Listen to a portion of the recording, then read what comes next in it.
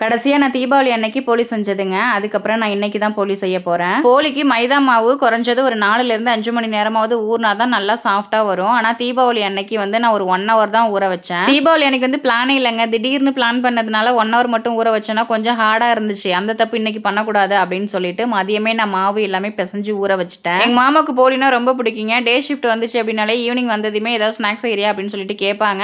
இன்னைக்கு நான் வந்து போலி செய்ய போகிறேன் அப்படின்னு சொல்லிட்டு அவங்க கிட்ட நான் சொல்லவே இல்லை. சர்ப்ரைஸாக செஞ்சு கொடுக்கலாம்னு நினைச்சேன். பட் செய்யறதுக்குள்ளவே அவங்க வந்துட்டாங்க. எந்த ஒரு விஷயத்தையும் பிளான் பண்ணணும். பிளான் பண்ணலைன்னா இப்படி தான் சொதப்போம். அந்த உடனே சர்ப்ரைஸாக கொடுக்கலான்ட்டு நினைச்சேன். பட் அவங்க வந்ததுக்கு அப்புறம் தான் நான் செய்யவே ஸ்டார்ட் பண்ணேன். ஒரு வழியாக வந்து போலி செஞ்சு முடிச்சிட்டேங்க.